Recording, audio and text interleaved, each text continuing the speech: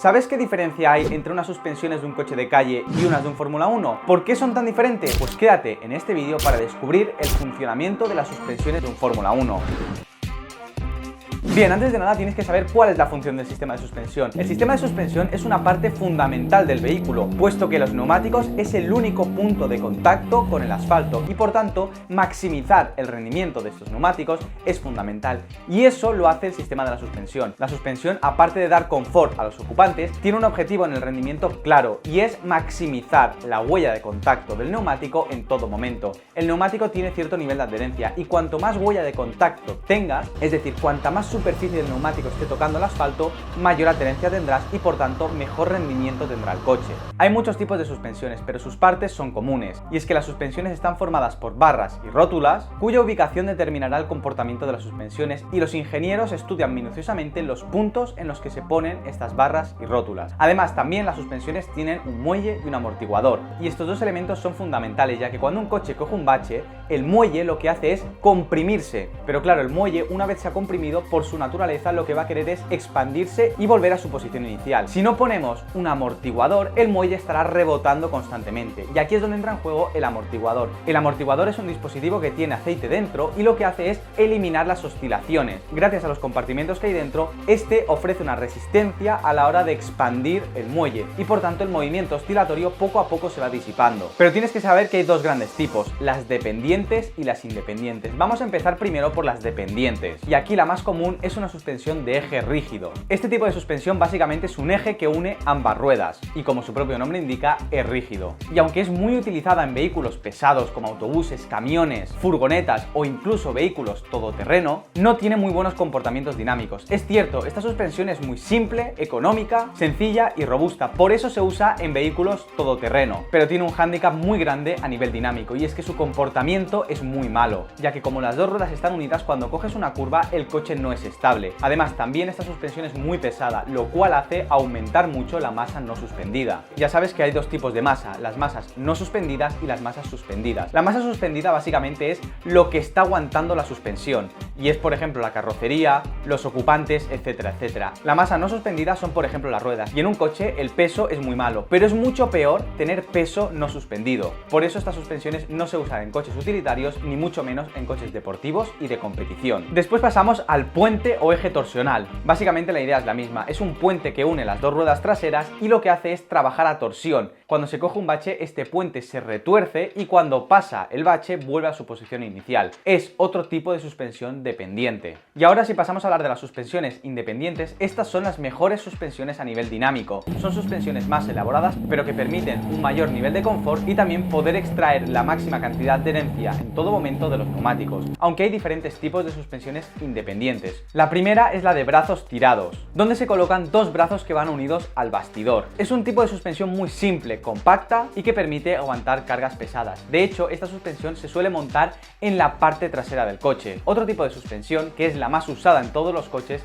es la suspensión McPherson. Esta puede estar montada tanto en las ruedas delanteras como traseras, y es una de las más usadas por su coste, su eficiencia y que es muy compacta. Por tanto, permite optimizar mucho el espacio. Esta suspensión fue desarrollada por Carl McPherson, que fue un ingeniero de Ford. Esta suspensión tiene un trapecio inferior y en la parte superior tiene la suspensión rígida que está unida a la carrocería a través del muelle. Por tanto, el amortiguador no solo soporta cargas verticales, sino también longitudinales, y esto permite optimizar mucho el espacio. Pero esta clase de suspensiones tiene un problema, y es que cuando está trabajando, la rueda no sube y baja en vertical, sino que hace un ligero arco y la rueda sigue como una especie de curva a la hora de subir y bajar. Y este arco hace que cambie el ángulo de caída de la rueda. Como sabes, las ruedas de un coche no están perpendiculares al suelo, sino que están inclinadas hacia adentro o hacia afuera. Normalmente suelen estarlo hacia adentro para maximizar el rendimiento y optimizar al máximo la huella de contacto de los neumáticos. ¿Qué pasa? Que con la suspensión McPherson, al subir y bajar, el ángulo de caída de la rueda varía y hace que estas suspensiones sean inestables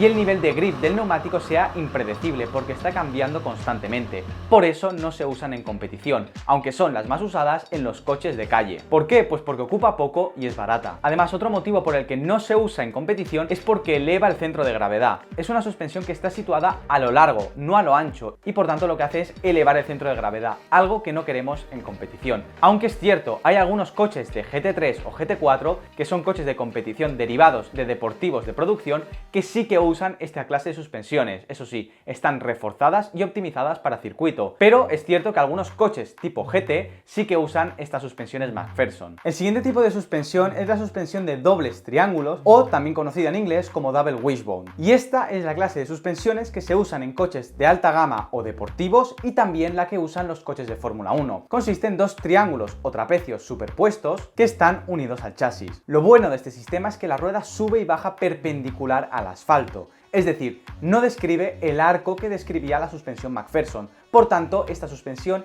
hace que el ángulo de caída no varíe en ningún momento y permite que el coche sea muy estable y sea muy predecible en aceleraciones, frenadas y en curvas. Además, es una clase de suspensión que permite hacer un setup muy a medida. Tienes la libertad de cambiar muchos parámetros, algo fundamental en la competición, donde cada circuito hay que hacer un setup específico. Incluso el setup varía de clasificación a carrera. Por tanto, los mecánicos tienen que estar jugando constantemente con el setup de las suspensiones. ¿Cuál es el problema? Pues que es una suspensión muy cara, por eso no es tan utilizada en los coches de calle, a menos que sean de alta gama, y también porque ocupa mucho espacio a lo ancho sobre todo. Y esta es la razón por la que se puede usar en coches tipo Fórmula, y es que los coches tipo Fórmula de competición tienen las ruedas abiertas. Y claro, ¿qué significa? Que tú no puedes montar una suspensión que esté anclada verticalmente al chasis. Tiene que estar anclada longitudinalmente, y por eso los coches tipo Fórmula no usan una suspensión tipo McPherson, por ejemplo, ya que no podrían anclarla al chasis. Y esta es una de las razones también por las que optan por una suspensión de double wishbone. Pero ¿sabes realmente cómo funciona una suspensión de Fórmula 1? Pues eso es lo que vamos a explicar ahora. De hecho, en la Fórmula 1 hay dos tipos de suspensiones, la tipo pushrod y la tipo pullrod. Pero antes de entrar en detalles en cuanto a las ventajas y desventajas de estos dos tipos de suspensiones, vamos a explicar ¿qué partes tiene una suspensión de Fórmula 1? La primera son los triángulos o trapecios. Como hemos dicho, es una suspensión de double wishbone o de dobles triángulos. Por tanto, tenemos un triángulo superior y un triángulo inferior que están anclados al chasis, que en este caso es el monocasco. Después tenemos otra barra, que es el tirante de dirección, el cual permite girar las ruedas. Y finalmente tenemos las barras tipo pull o pushrod, cuya diferencia es la ubicación de las mismas. El sistema tipo push, como su propio nombre indica, empuja la barra. Es decir, la barra está conectada de la parte inferior de la rueda a la parte superior del chasis, y cuando hay un bache esta barra lo que hace es empujar. En cambio el sistema pull rod lo que hace es estirar. La barra está conectada de la parte superior de la rueda hacia la parte inferior del monocasco, por tanto lo que hace es estirar. Y esto, que puede parecer una tontería, tiene numerosas ventajas y desventajas. El sistema tipo push rod es un sistema mucho más económico, algo importante con el límite de costes actualmente. También es más fácil de acceder por parte de los mecánicos y permite hacer cambios más rápidamente en las suspensiones. Sin embargo, como descubrirás en unos momentos, todos los componentes que hay dentro del coche, que son diversos amortiguadores que hay ahí dentro, están ubicados en una parte más elevada. Por tanto, el centro de gravedad está un poco más elevado y hace que el rendimiento no sea tan bueno. En cambio, el sistema pull rod permite disminuir el centro de gravedad. Por tanto, el coche es más estable y rápido en curvas. Pero el sistema pull rod, aparte de que es más caro, también es más difícil de acceder a él, porque está en una parte más baja del morro del coche y está en la zona de los pedales, haciendo que sea muy difícil de acceder por parte de los mecánicos. Por tanto, en medio de una sesión de libres, puede ser complicado hacer un cambio de setup en las suspensiones. Y esto, que puede parecer una tontería, es algo importante porque no tienes tanto tiempo para jugar y probar distintas configuraciones de la suspensión. Además, antes de entrar a descubrir lo que hay dentro del coche, tienes que saber también que todas estas barras en la Fórmula 1 tienen una forma muy específica, y es una forma de gota. ¿Por qué? Pues porque en la Fórmula 1 el confort del piloto pasa a un segundo plano. De hecho, no existe, el coche va muy duro. Pero las suspensiones son tan importantes por dos motivos. El primero ya lo sabes, y es intentar extraer el máximo rendimiento del neumático. Y el otro es para intentar tener una plataforma aerodinámica lo más estable posible en todas las situaciones. Por eso las suspensiones de un coche de carreras van tan duras, para intentar mantener el coche lo más estable en todo momento. No olvidemos, un coche de carreras, y cualquier coche, tiene tres movimientos: el movimiento de roll o balanceo,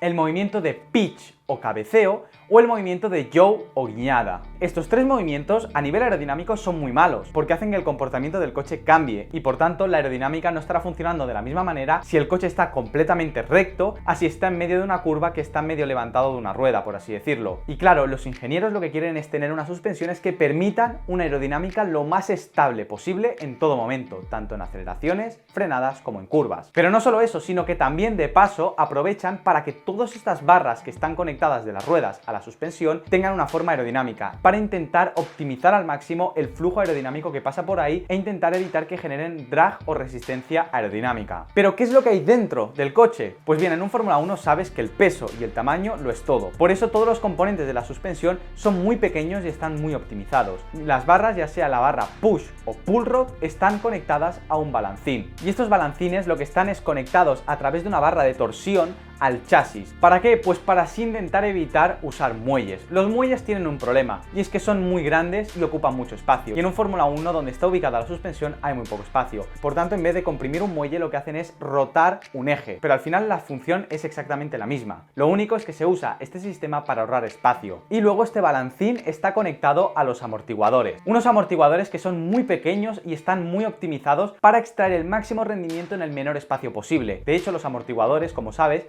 puedes regularlos para de esta manera cambiar el comportamiento de la suspensión.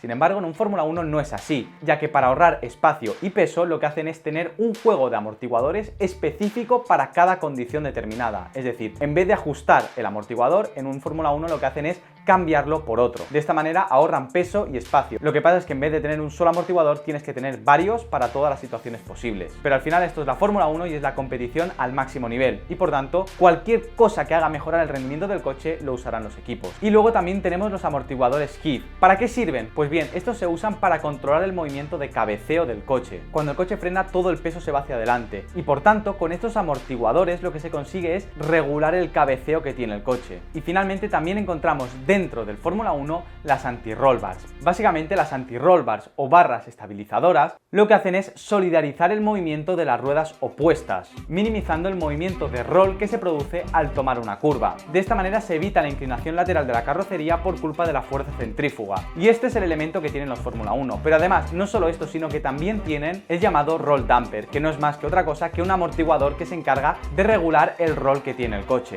Todo esto, que es tan complejo, permite optimizar muchísimo el rendimiento de los neumáticos y por tanto el rendimiento del coche en curvas, aceleraciones y frenadas. Y todo eso en un espacio muy reducido y con un peso mínimo. Y es que las suspensiones son básicas y fundamentales en el rendimiento de cualquier coche, pero más en el de un Fórmula 1, porque no olvidemos, un Fórmula 1 genera más de 5 toneladas de fuerza contra el asfalto cuando está tomando una curva a 250 o 300 km por hora. Toda esa aerodinámica está empujando las suspensiones contra el asfalto para que los neumáticos puedan trabajar mejor, y las suspensiones tienen que saber gestionar todas estas fuerzas a la vez que mantener el control y la estabilidad del coche.